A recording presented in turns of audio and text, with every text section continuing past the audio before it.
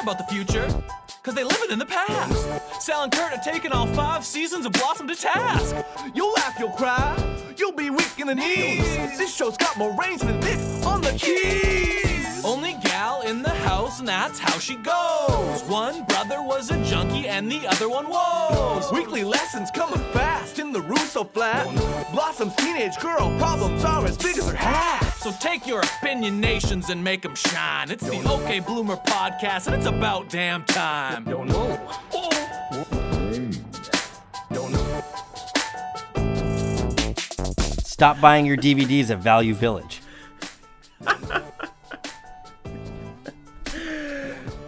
Stop buying DVDs in general. You think that people that kill their families donate stuff to Value Village? Oh, for sure they do. What do you think they do with all their stuff when they got to run to the next town? Oh, no. I want to see a commercial where they're like, hey, thanks for donating today and making a difference. And then the car drives away and they look at the camera. I can tell you, that guy did definitely not kill his family. All right, Sal. All right. So today we are talking Season 1, Episode 10, titled Such a Night.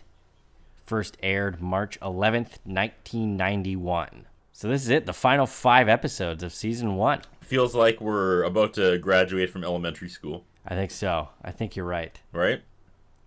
Business is about to pick up. Or whatever Duke the You might Dumpster say. Drosy said. Best vignette ever. See, he was a garbage man.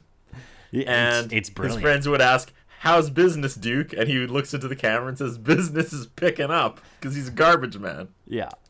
It's good I stuff. actually wrote that. I wrote that exact joke into the cartoon I wrote. Nice. Yeah. I'm pretty excited about that line, even if it's not mine.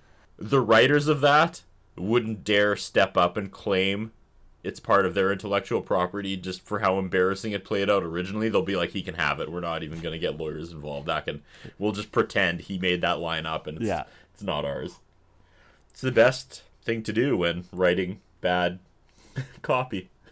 Well, speaking of bad writing, let's get into it, man. No. You know what? No. This episode is leaps and bounds better than last week.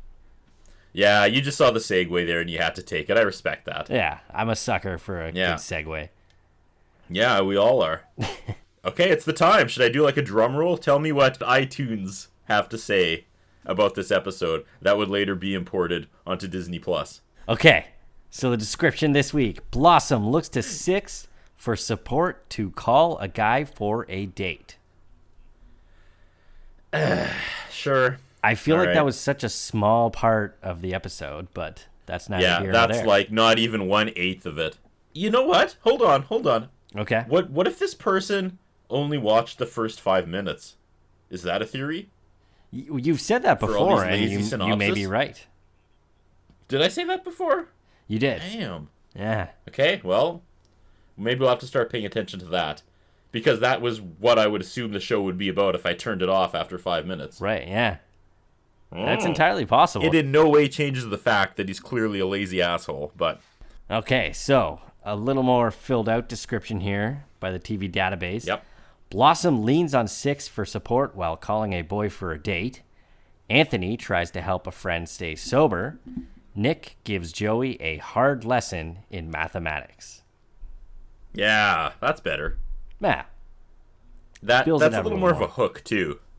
I can't say I'd be really excited about the episode just reading the iTunes description, but that ship has sailed a long time ago. So, should we jump into we've known this for 10 weeks now.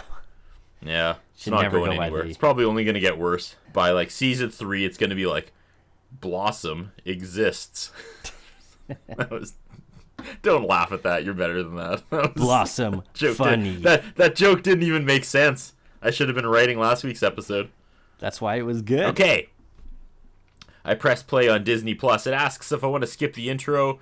Of course I do not. And I noticed in the art that's just layered around her room, there's not a Salvador Dali.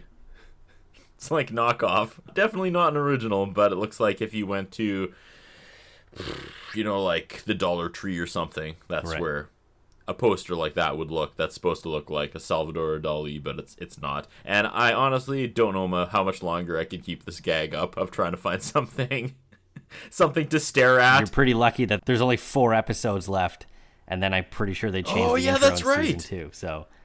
Oh, okay. Yeah, I can do this for here. another 4 weeks. Basically, every time she straddles the chair and leans back, I'm uncomfortable, so I stare at something else in her room and try to find something. But man, there's not enough. There's not lots left.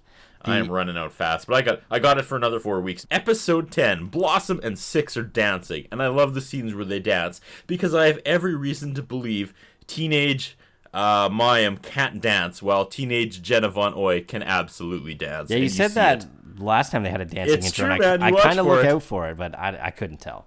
The audience loved it, though. The audience was a huge part of this episode. Oh, yeah. Yeah, for The sure. whole taped before live audience laughter thing is so frowned upon and passé, but man, does this show make me miss it. Is it frowned upon because, like, a lot of shows, they would use either, like, pre-records or, like, you could just tell that it was, like, spliced in? Whereas, like, this actually feels, when the audience laughs, like, it feels like it's a part of the moment, you know? That's what I mean. The audience is like an extra actor. Yeah. You can tell what's working and what's not working by the audience reaction, and I find that fascinating. Yeah. It's just an extra layer I find absolutely interesting each time I watch a new episode. Yeah, for sure. So big thumbs up to live studio audiences. Bring that back if it ever went away. Yeah.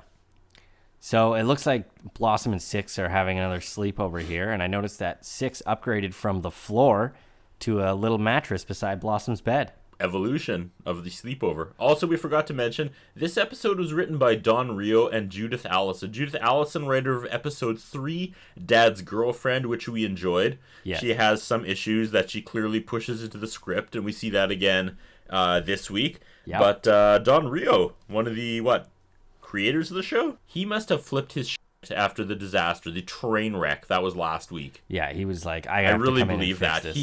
He fired everybody, and he was like, Judith, we need to fix this. We're talking as if they write episodes one at a time. They must. This is just this high pressure, like, all right, everybody, cancel your weekend plans. Episode 9 sucked. Nobody leaves until Monday morning when episode 10 is perfect. Someone go get a Tim's Take 10 or whatever they had. Someone go get some dunks. Yeah, dunks, man. Starbucks are closing all over the city, and Tim Hortons is Tim Hortons. We need a dunks. We need a savior. We need the Jesus of coffee. We need the dunks here in Saskatchewan. I don't know if there's a dunks in Canada. We don't have it out here. This stupid pandemic, I miss going to airports and flying and going on vacations with my family. But part of that, the bookends to every vacation we take, is we go to the airport, and the second we land in the States, I get a mother dunks. That's like how it starts and how it ends. You gotta. The song they are dancing to, it sounds like a techno beat on a loop played on a $99 keyboard. That's probably exactly what it is. Yeah. They talk about how cool it is to dance until you pass out. Yeah. Okay. Is that a thing? Don't know if I'm on board with that No. ideology, but sure. Was that a 1991 thing? I don't know. I feel like they should have had the actors come on and be like, hi, I'm Jenna Von Oy. I play Six on Blossom. And we had a lot of fun today talking about dancing till you pass out. However, weigh the risks before you go and dance till you pass out. The more you know. Right? Oh, that was good. You harmonized that thing. Right? Can we talk about Six saying she wishes she could date Johnny Depp? Yes. And she watched Edward Scissorhands and wanted to sharpen each of his blades. Some girl in the audience loves that, and I don't get it. Some lady in the audience got it. That got a giant ow from some girl. They were on the same page apparently that night. Ladies love them some Johnny Depp, man. But they wanted to sharpen his blades. That sounds dirty, but even my mind can't make heads or tails of that, of how that would be dirty. I think that's kind of the point. Oh, okay. That was the joke. Yeah, it wasn't. The joke was that it was a non-starter. Yeah, okay. it was. Yeah, just odd all around. You know what? I'll take it after last week's jokes. Yeah. Because at least this one has potential. That's fair. Blossom says if she had a wish, she wouldn't use it on a date. She would save the rainforests and a couple other noble things, and claims she wouldn't wish for a guy because of her feminist sensibilities. And Six says, sensibilities, schmensibilities, you're alone. And that might be the truest line ever uttered in sitcom history. First of all, good on Blossom for using the term feminist back in 1991. Yeah. Right? Yeah. And my love for you're alone line, I don't think it's awesome because it's like shutting down feminist speak or whatever. That line is sadly accurate because we all walk around with these morals and we think we know what we stand for, but we easily discard it all or at least put it on hold when we meet someone we're interested in, right? Let's be honest. Right? I thought this show is a great show to wave the feminist flag in 1991. Oh, for sure. We've thought this show has felt ahead of its time in a lot of ways, and this just cements it. Like, they should actually be proud to go back and look that they were openly talking about feminism like this in 1991. Big salute to the writers. Well, I'm sure they are. They had said that they were tackling issues that other shows weren't in the 90s, and I hated when they said every that. show because, said that. Because every show did say that, but this one kind of, they are talking about stuff that kind of deeper and a little bit darker than, you know, say Full House was. Or Family Matters that always said they were tackling the issues, and then it would just be like Urkel breaking the plates. Yeah. Did I do that? I'll pretend it wasn't me. Do you remember the Hill House? Did you watch that series? What was the first series? Sorry to go left field again here. 2 years ago, Netflix dropped a horror TV show miniseries. I think it was called Hill House. Oh, yes. Haunting of Hill House, yeah. Yes, just amazing, like groundbreaking stuff. Yeah, I so have good. seen everything in the horror genre there is to see, and that introduced like 5 or 6 new concepts or just twists that I can't say enough good about it. Then the same people came back the next year with that other show that I didn't even make it through. Oh, it was like yeah, Bly yeah. Manor. I was so bored. Like, I walked away after, I think, episode 5. There was, like, 8 episodes. I just couldn't do it. But after about the 3rd episode, because I know it's supposed to be set in the 80s, but that girl, they're trying to have these, like, serious, scary moments, but her damn jeans are, like, halfway up her torso. Yeah. And I could not get past that. The scene would go silence, and I would just be staring at her jeans, and I was like, why? Why would you do this even if you're trying to throw back to the 80s? It's so distracting. I was like, you look like a girl Urkel. Oh my god, you're Gurkel. You're Gurkel. So then I would send my friend Jessica running commentary as I was watching it, and I was like, uh-oh, Gurkel sees the ghosts again. And for some reason, it was just the funniest thing in my life at that few weeks. Sending my friend commentary using the word Gurkel. That's as what they much should as have I named could. season 2. Gurkel sees a ghost. It's not like Horton hears a hoot. Yeah. So I was quite proud of the term Gurkel. That's and amazing. I Googled it, and it's been used before, but I swear I didn't lift it. Damn it. I know, right? Does that ever happen to you? Do you ever think of something and you're like, this is it. This is my $1 million idea. Oh, all the time. This is gonna... And then you Google it, and you're like, God damn it. I'm still not 100% sure that my Choose Your Own Adventure movie night hasn't been taken. I know that Netflix did it with Black Mirror, but I mean like actually in a theater where you physically move from theater to theater to pick your options and you get eliminated throughout the night. I still think it's a good idea. That is a great idea. Actors would love that. I've held on to that for years, but Yeah, I'm sure well, it's you been just done. threw it out there now. I'm sure it's been done.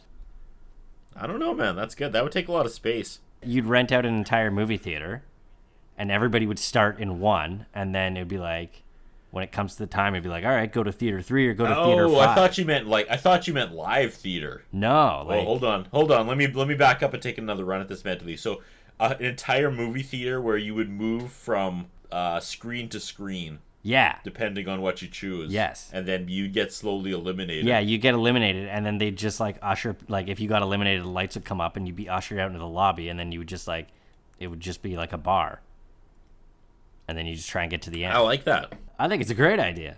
You've never heard me talk about that? I came up with it when I was out I've never there. heard you talk about that. Seriously, I thought I came up with it Oh, when sorry, you were man. around.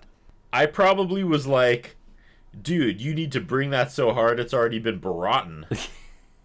Apparently, there's another dance coming up on Thursday night. How many dances does this school have? Right? It's like the town in Dirty Dancing. Is that a thing? No, that's not a thing at all, bro. Oh, isn't that the opposite? Doesn't the town try to cancel dancing? That's Footloose. Yeah, I know. It is. Oh my god. I should just watch this movie Dude, and get it over with. I've never seen Footloose actually either. I don't know if I've seen Footloose through the whole thing. I just know about it. Blossom doesn't have a date. No. Her wish date would be Robert Loomy, the president of the chess club. Yes, and now Robert, is that another Bobby? Does that count? That totally counts. All I was thinking too. I was like, they continue to bury the best thing that ever happened to this show. I would, if I ever got to interview Steven Dorff, I've said this a million times, I would only ask him about his time on Blossom. How did you hurt this show so bad that they littered it with bobbies so you would be forgotten? Only we didn't forget. We'll never forget. You'll never forget. So, Blossom doesn't have a date, wishes her date would be Robert Loomy, the president of the chess club. Because Blossom wouldn't mind Robert moving 2 spaces forward and knighting her pawn, and I have never played chess in my life. And how come Blossom has no problem dating a nerd in this episode? Makes no sense. It's like Reo and, what's her face here, Judith. We're just like, hey, we got to hit the reset button. I think that's what they did. It worked, though. One scene in, the show is back this week. Yep. I feel like this episode, honest to God, was like a reining things back in and kind of hit reset. Yeah. It's a very standalone. It happens in one night. We kind of go back all in the house. We re-meet the characters.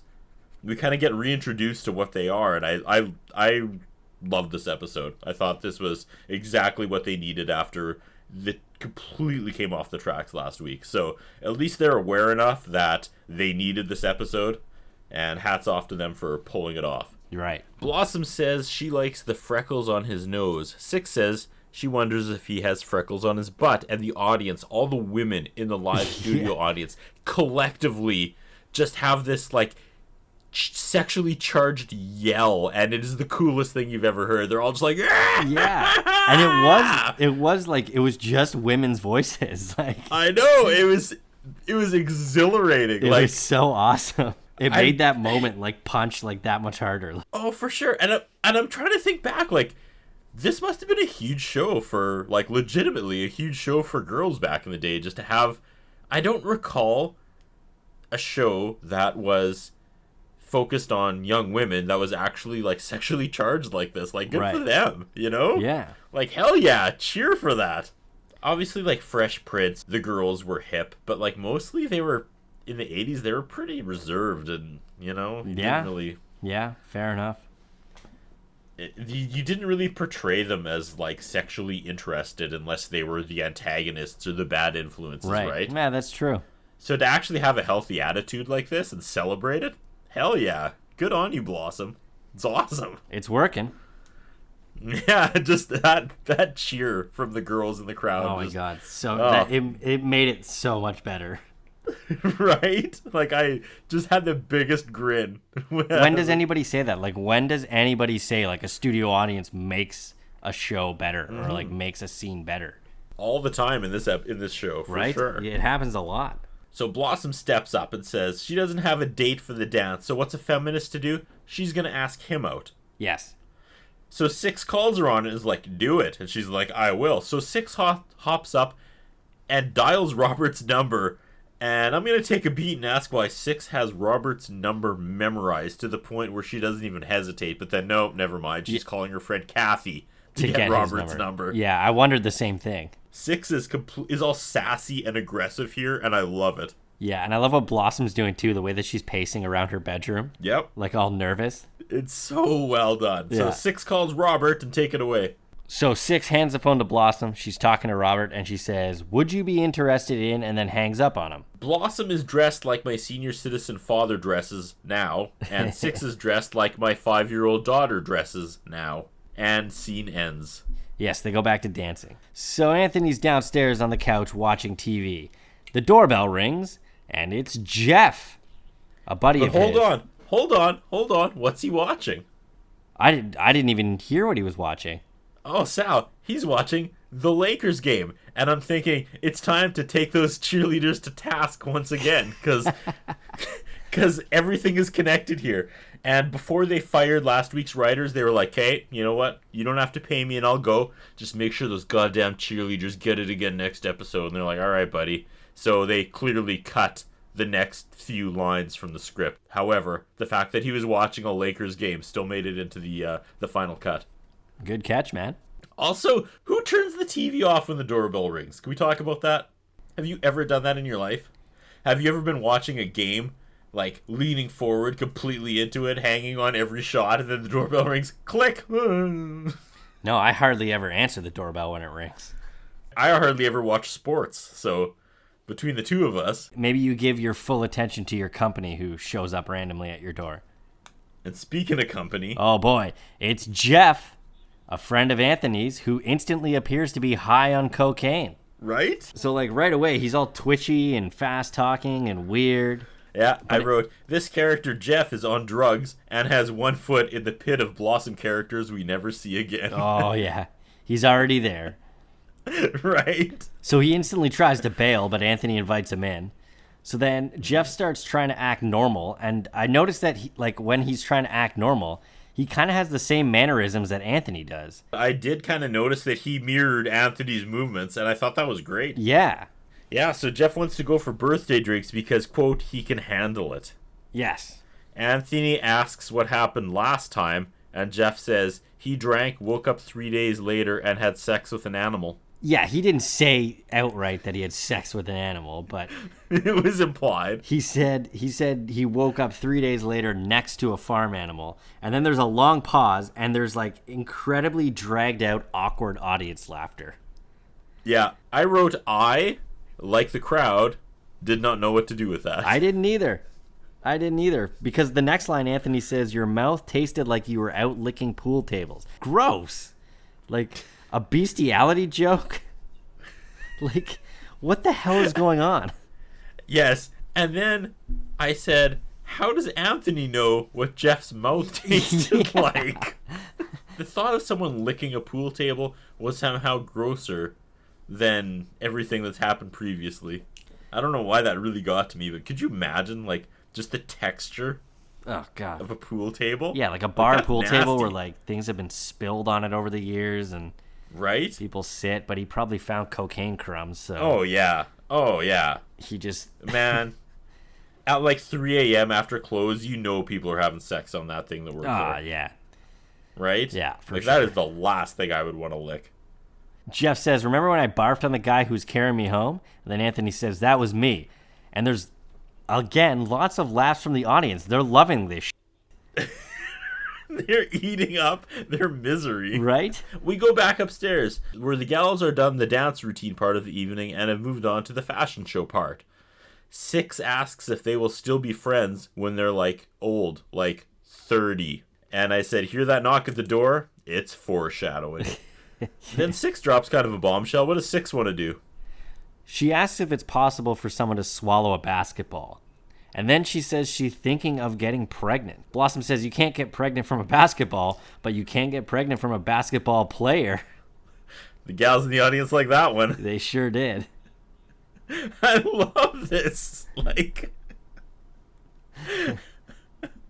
I love that this was an outlet for, Right. like, ladies in the audience to just absolutely, like, hoot and holler. I don't know why that brings me so much joy. But they probably showed up for the taping of Blossom, like, not expecting to be able to expel that energy. Right. Right? Well, because they saw last Okay. week's episode and they're like, this isn't funny, but we got free tickets anyways, so... Right. Six just talks about wondering what it would be like to be pregnant. Blossom says being pregnant is natural, and Six says there's nothing natural about firing a 7 or 8 pound person out of your body, and she's not wrong. And then just when you think, when you're wondering where this is possibly going to elevate to next, Joey comes in with pizza, Yeah. and he's dressed like Elliot from E.T. Whoa, my bike was flying. Imagine Joey in like a bunch of 80s kids movies. Oh, that'd be so good. Right? Whoa, he like needs to phone home. So I'm in like the police academy. Whoa. So he can't dance because he got a sloppy abortion. Whoa. This town can't dance at all. Whoa. It's all good. The government's after Johnny Five. Whoa. Could you imagine? I want to start that GoFundMe of like remake all the 80s movies with Joey Lawrence as the main character as Joey from Blossom. Life moves pretty fast. Whoa.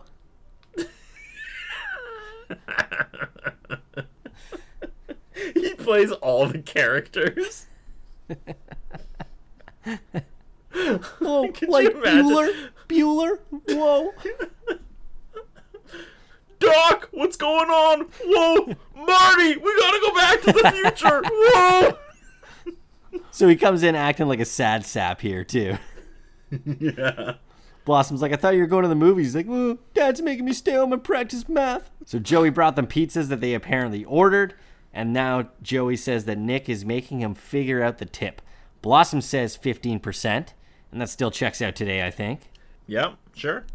Joey tries to figure out 15% of $14.75, and it looks like they're holding 2 large pizzas, so those prices do not stand today. No. This was a moment where it was kill or be killed, so I laughed at Joey's inability to do that math, knowing I full well could not do that math either. But I was like, this idiot! Yeah, right? Right, guys? Right?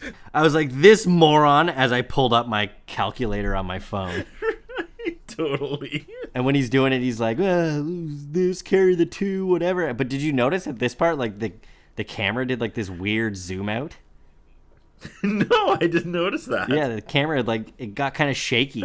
So Joey can't figure out the tip, so he says he'll just stiff the guy, and he leaves. And then it's at this point where Six outright says that she's into Joey. Yeah, and this is the uncomfortable and unpredictable tone this show usually has that makes it great. Right. Blossom goes off on Joey, and the guy thinks that the sun is the other side of the moon. He'll never be a brain surgeon. He'll never be a tree surgeon. I don't know. What's a tree surgeon, though? I don't know. I was like, girl, you're actually kind of dumb for using the term tree surgeon, because I don't think that's a thing, so. Like a lumberjack? You know, swing and a miss there. Is he too dumb to be a lumberjack? Is that what she's saying? But a tree surgeon? Yeah, I don't know. You know? That's one of those where she thinks she's burning him, but she's really burning herself. So we're back downstairs with Anthony and Jeff. Jeff wants booze. Yeah, he offers Jeff something to drink. Jeff says scotch. Anthony says they have vodka. And Jeff surprisingly says, there's actually booze in this house? And Anthony says, my dad's not the alcoholic, I am. So then he asks for his soda to be put in a shot glass. And by this point, I put Jeff's laugh as annoying now, because he does this laugh throughout the episode. And I wrote, what kind of a father is Nick leaving alcohol around the house with his son that's fighting those demons back every second of every day? It's for his own good. I guess. Learning self-control. You will always side with Nick Russo. Even when he's like beating his kids, you'd be like, no, man, he's cool. He knows how to play bass and treble on the piano with 2 hands. Just kidding. He never beat his kids. It's all good. He just, we've all got our things. You like Nick Russo, and I can't get past Bobby from episode 1. It's all good. Well, I mean, you got to admit that Nick was a little more Nick Russo in this episode. Oh, he absolutely was. This episode hit reset. We said that a million times, and it's so true. Nick was back to being Nick. Awesome. Like Anthony was Anthony. Joe. It worked this week. Yeah. They really had to do some major damage control after last week. So, Anthony walks into the kitchen. Nick and Joey are at the table, and Nick is making Joey help him pay the bills.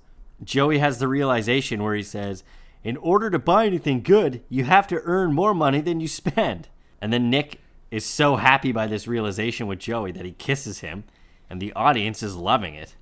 The audience goes nuts. Yeah. They love when dumb Joey gets a victory. Like, the audience gets the award this week. Every week we single out who makes this episode, and I swear to God, this week it's the audience. It's the audience for sure. So he gets the soda and he goes back to the living room, and not only is Jeff gone, but Jeff left the front door wide open. Right? What an asshole, man. Right? I don't know if I've ever been that drunk or that high to not close the door, but maybe. Joey and Nick are still doing bills. The last one is the phone bill, and it's for $785. Yes. And Nick takes a pause before that sinks in, and this is back, like, that was good. Right? It was good acting there. Yeah. And I wrote, the show is back on track. Nick's comedic timing is back. I do not know what happened last week. Joey goes, uh-oh. And I already know where this is going. Like, where would Joey be calling to rack up a $785 bill? And I was just so happy. I'm like, yes, do this storyline. Yeah, I know. Joey is addicted to a sex line, which doesn't make any sense to 2021. Oh, so good. Can you still call people? Like, that was such a thing. Do you remember when you watched TV in the 90s and after like 11, that would be 100% of the ads? Oh, yeah. Like, I don't know. You don't have to be alone tonight. Call us. Pick up the phone. I'm all alone. I couldn't tell you because I haven't had cable in over 10 years, so. That's fair. I doubt those lines exist anymore. Nobody's paying $3.99 a minute when you have the internet. So it gets real, and Anthony tells Nick he thinks Jeff is using. Nick asks how he can be sure, and Anthony says he only has 2 areas of expertise: Addams Family trivia, especially Uncle Fester, and when someone is using.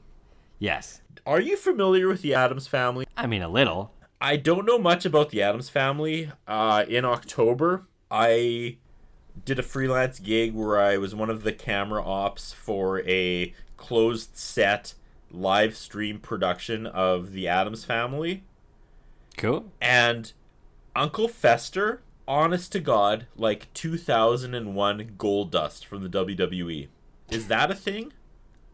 I'm not, like, I have never really seen Uncle Fester before, but do you remember when they did that really tasteless storyline where he like electrocuted himself and got Tourette's? Oh, yeah. Remember that? Yeah. But without the Tourette's, just the way he was in that era, but he was just kind of like really just, whoa, I don't know. Yeah, and that's true. His body language, but this actor then completely used early 2000 gold dust as an inspiration for the Uncle Fester character, which has nothing to do with this episode of Blossom. That was an absolute brick wall, but I'm glad we had that conversation.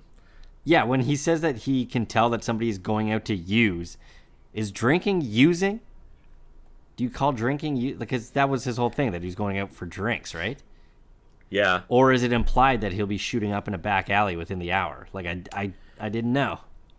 I think they're kind of softballing it. Would you say drinking is using if you're an addict? Maybe. Maybe that's a catch-all. But, yeah, I think they're probably a little uncomfortable being like, he is going to have a heroin needle in his arm right away, you know? Right. But then at the same time, if there was ever a show that would have been like, yeah, man, he's jabbing he's tying his arm off right now in our back alley, it would be Blossom. Yeah, for sure it would be, yeah. Anthony finds the phone bill, and he goes, whoa, what's the deal with these 1-900 numbers? Okay, Seinfeld. Right. And then Nick said he wants to find out, so he calls the number because Google doesn't exist yet. Yeah. Back upstairs, the girls are putting on makeup. Yes. Six asks, too much? And Blossom says, not if you're doing kabuki theater, and that is wild. Kabuki was such a buzzword in the 90s, and I don't think I've heard it since. I glossed right over that.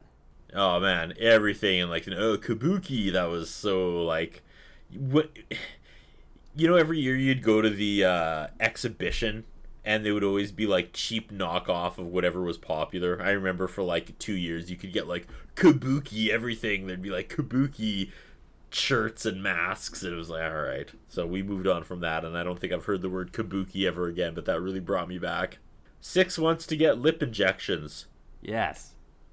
She heard that Claudia Schiffer hits herself in the mouth with a board to get her lips puffy like that. Yeah. And I just went ... And the crowd laughed a little too hard at that. Yeah, I thought that was a stupid joke anyways. Yeah, I guess screw Claudia because she's pretty. I don't know. So Blossom asks if she should get a nose job. I thought that was pretty daring for the actress. Right?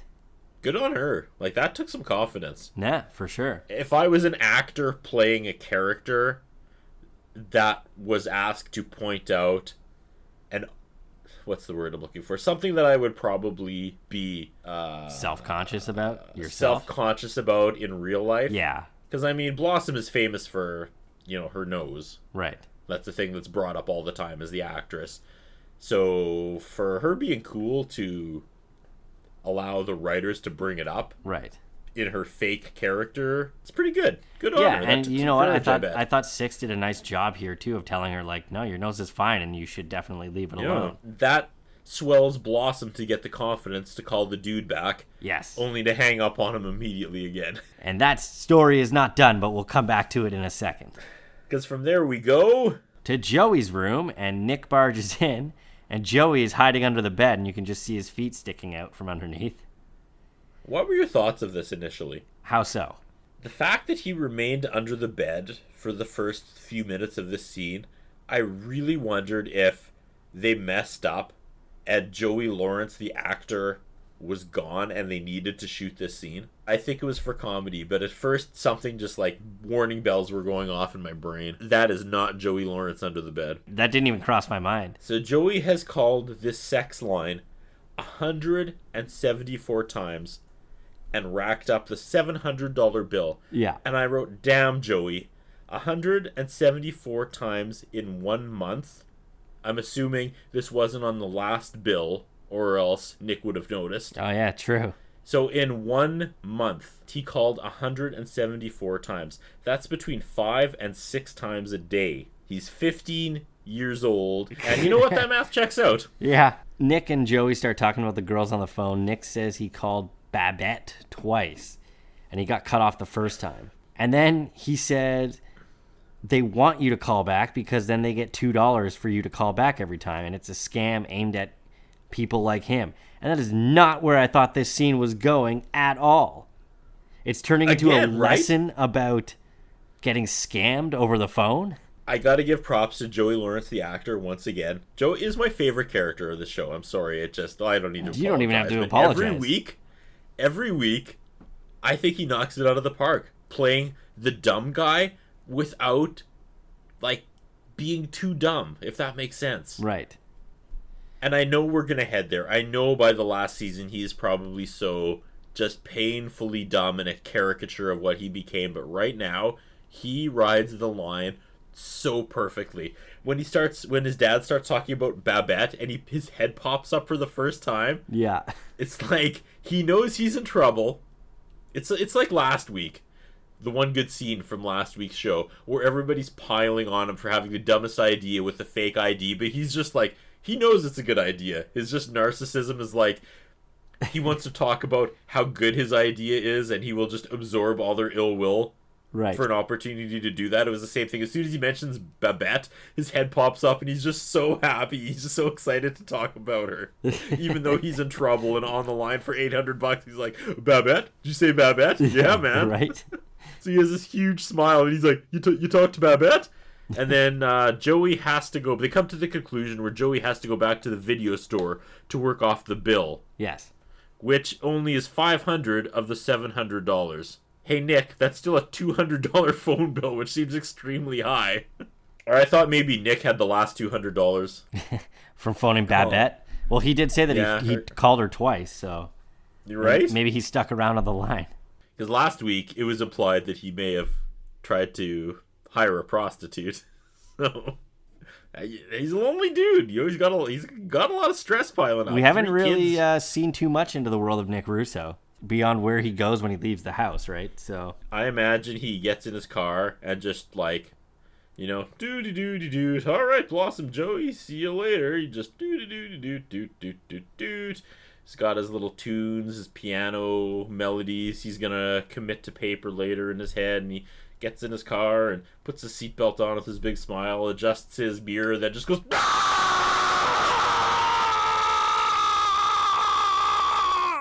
and then drives. That was amazing. That's the life of Nick Russo. So Joey does quick math here and determines that with $25 a week, it'll take him 6 months to pay him back. And then Nick calls him a math whiz. And then he tells him to beware of the scams out there.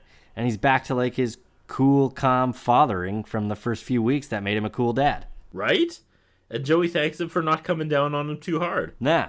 And Joey also doesn't want to work at the video store because the manager plays Care Bears movies all day and they can't act. It's so stupid, but I laughed.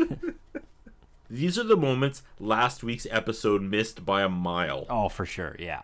We go back upstairs, and now it's Jenna Von Oy's time to shine. She gives this fast-talking monologue, one take, 40 seconds of speed talking. Right? And she gets my acting nod this week. I know. Well done. How You does do she not see memorize all anymore. that? That would have been at least 6 cuts. Yeah. For anything in today's day and age, but it's one solid 40-second shot of her just reciting dialogue while like facially, like she's killing it.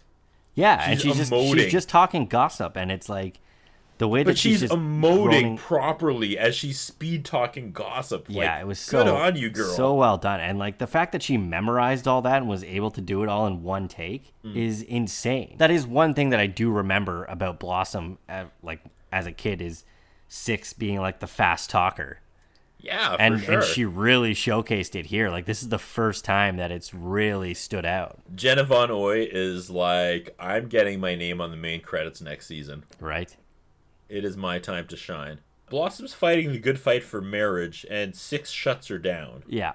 She's like, name one good marriage. And Blossom's like, my parents, well, but before they got divorced. And I was like, damn. Yeah, it's Like, awkward. We went from the like 6 speed talking rumors to a heavy moment for this Right? show. Yeah. Like you got to be prepared at all times. But then Six does the Six thing again where she just kind of like lets the moment play out and then she tries and distracts Blossom by bringing up another topic. Yeah, and she speed delivers lines again about who she'd kiss. Yeah. Yeah, Jenna Von Oy is just money in this episode. They're really giving her time to breathe and just showcase her talent. It's a really quick little kind of just to break up the action on the other side of the house, which I actually thought was a cool idea for the episode, how it's all taking place one night in the house and it's just everybody in different rooms. This could have been the first episode. It really could have been. Yeah, I think you're right. You could start watching this show on episode 10 and you'd be caught up. Jeff calls Anthony. Yes. Jeff is at the bar. Anthony asks to speak to the bartender. The bartender tells Anthony his picture is still on the wall, like Anthony's picture. Yeah. Anthony tells the bartender to take Jeff keys. Jeff has fallen off the wagon. And remember last week when Nick kicked Anthony out of the house because staying sober wasn't enough? Well, this week, he's super proud of Anthony for doing just that. Right? Anthony says he's taking it one day at a time, and Nick says, well, I'll be proud of you one day at a time. And this is the proper dynamics of these characters. Yeah. What the hell was last week? I feel like we could just pretend like last week never happened because I'm pretty sure it's never going to come up again that Anthony works at a donut shop, so... Do we have to put the entire donut shop in the pit? We might have to. Yeah. Well, we'll see. We'll see. Let's give it to the end of the season. So they have this moment of connection where he's supportive of Anthony's struggles, and this is how the show should be. This is how the show has been, and what makes it great. These moments are what makes the show amazing. Yeah, absolutely. We can all take out our red hats because the writers have made Nick Russo great again. Oh, man. That was a layup. Oh, well done. And that Thanks. is our new merch. Oh, God. So we go back upstairs. Yes. Six asks Blossom if she wants to hear the plan she has for the first time. She has sex. And I'm like, Jesus, we are all over the place. Yeah, I didn't really... We went from a like bro father-son moment to she wants to know if Blossom wants to hear about the plans she has for the first time she has sex. And I wrote, I don't know about Blossom, but I do. I finally see Blossom's amazing bright yellow watch, and I'm instantly jealous. That thing. Oh, you know what? 1991. wrapped around her wrist. Right? I took note of that earlier because I noticed when she was on the phone. And I'm pretty sure that's the exact watch that the klepto Stephanie stole. No way! I'm pretty sure it is, yeah, because it was a yellow watch. That's amazing. Yeah. So Six's fantasy involves a wealthy husband named Donnie, but everyone just calls him the Count. And nothing! The audience doesn't even chuckle, but I'm killing myself for some reason. It's just funny, I don't man. care. I don't care that they didn't get it. Great line, Jenna Von Oy. Yeah. I said, it wasn't you, girl. It wasn't you. That is money. So she says they'll already be married. It'll be on his estate in Maine, so they don't have to worry about parents being around. And she says that her father-in-law would be Stephen King. Sure. She says they cuddle in bed all night. And Blossom says, so when do you have sex? And Six says, oh, in the morning before breakfast. And then she goes into describing the breakfast in great detail. She basically yada-yadas the sex. It's what she does, essentially. Yeah. And she mentions there's going to be thunder and lightning and an En Vogue album is playing. And then I've had En Vogue in my head ever since. Amazing. And I was like, damn, that sounds pretty good. Like, my fantasy isn't that far off either. En Vogue? Come on. Never gonna get it, never gonna get it. Yeah, maybe that's not the best song. Whoa. What was their other song that was exactly the same music as Alice Cooper's Feed My Frankenstein? Free your mind and the rest will follow. Bum, bum, bum. Be colorblind. Don't be so shallow. Don't be so shallow. Bum, bum, bum. Oh, man. Free your mind. The drums in that song are so good. And now I'm going to think of Jenna Von Oy having sex with a count every time I hear that song. 1, ha, ha, ha, ha. 2, How many times do you want to do it tonight, dear? 1, No! 2, Oh, no. 3. Amazing. How about 0? You're 2 and I'm still at 0, Count. Oh, no! Turns out Six's fantasy is just sleeping, like actually sleeping. Right. Waking up, quickly having sex, then having a big breakfast. I wrote, and that sounds pretty solid. Yeah, that's pretty good. That's funny that's like a teenage fantasy and then like an old person fantasy. But hey, I'm on board. Sounds great. So Blossom calls Robert for the 3rd time and asks him out. I love when she says that she's going to call him again, and Six says, hasn't he suffered through enough? Right? But here's the twist. Carol Antonelli called him 5 minutes ago and asked him out. Yes. Nick comes in and says he's going to bed, and I wonder, what the hell time are they calling the poor Robert's home? These gals calling Robert, and he's just like, man, being head of the chess club is paying off big! Right? Fighting these bitches off with a stick. He pretty much is at this point. Right? Then we go to a weird place where they don't have a date. Neither Six nor Blossom have a date, so Six asks Blossom to the dance. Yeah. And then they fantasize about getting an apartment together or joining a sorority. And then the guys will have a panty raid. And they will be pinned down by a guy named Brad. Yeah. And I lean back and drop my pen. What the hell? Yeah.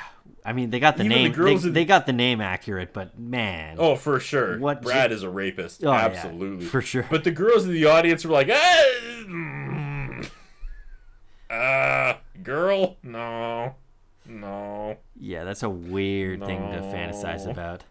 Yeah, it was just like record scratch. All right. For the first time, we get credits over a real scene. Yeah. Yeah, instead of the freeze frame and the music, it's just them talking as the credits roll. I thought it was an amazing episode. Everything was perfect, and then right at the end, they were like, "Okay, let's burn this thing down." Yeah, it was a strange ending. Right?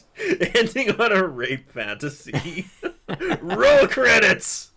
What happened? We started off celebrating feminism. Brad is a guy that will not take no for an answer. Oh, God, no. Did you catch who is a script consultant? This might answer some questions. No. Brenda Hampton Kane, who is one of the 2 writers that gave us the amazing 8th episode. Well, there you go.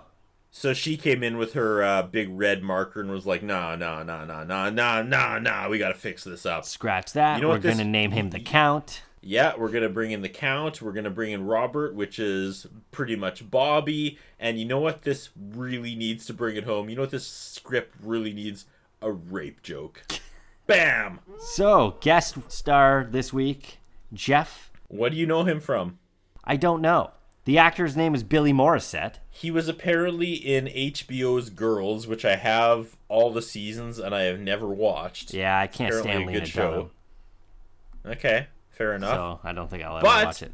Dude, he was also Maz Mazzilli in Pump Up the Volume, which is one I missed back when we were doing the list of old movies that Joey Lawrence could re-star in. It'd be like, we need to pump up the volume. Whoa! Not only have I never seen that movie, I have never heard of that movie.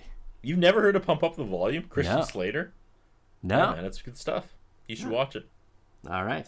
I'll add it to the you'd list. probably get a kick out of it. He's like a disgruntled teenager that runs his outlaw radio station out of his basement. Oh, yeah. That sounds like something I'd definitely be into when I was a kid, for sure. Yeah, for sure. It's pretty badass. Nice. And I just remember, like, everybody's trying to shut him down and silence him because he speaks the truth about Yeah. what's happening. And they finally, like, I think, like, legitimately, like, the police get involved. It gets that big, and they finally figure out where he's transmitting from. You probably couldn't do this by today's technology, let alone in 1989 or whatever that movie was, but he puts his, like, stereo and receiver and microphone on his motorbike, and he's... a ridiculous scene where he's tearing around the city. He's still broadcasting live because they can't find him because he's mobile. Amazing. Whoa! They're chasing me. Whoa! I gotta keep speaking the truth. Oh. So We need Billy to do Morissette was in that, eh? Yeah, he was Maz Mazzilli, a character I completely don't remember. But hey, he was in Pump Up the Volume, and I wasn't, so that makes him way cooler than me. Do you have our ongoing numbers here? I don't, because we didn't really add to anything. I mean, we threw Jeff in the pit. So Jeff's the addition to the pit. Our woe counter is still Joey 4, Anthony 2, and Alf 1. Yes. Oh, and there was a scene that we didn't talk about. When it cut back to Blossom and Six in the room at one point, Blossom was trying on a variety of Blossom hats. I missed that. Yeah. So I don't even know what our I hat counter totally is at missed this that. point. Because That should be the synopsis of next episode. Blossom, episode 11. Too many hats. the next episode is called School Days. Oh, boy. D-A With a Z? Z-E. Days. Oh, the mind bends trying to figure that one out. Well, we're going to have to wait another week to find out. I can't wait to see who writes next episode. I've become really excited about that. But hey, man, episode 10. This episode was the adrenaline injection to the heart it needed. And hopefully they can keep this momentum going. Episode 10, thumbs up. Don't know. Don't know. Don't know. Don't feed the gremlins after midnight. Whoa.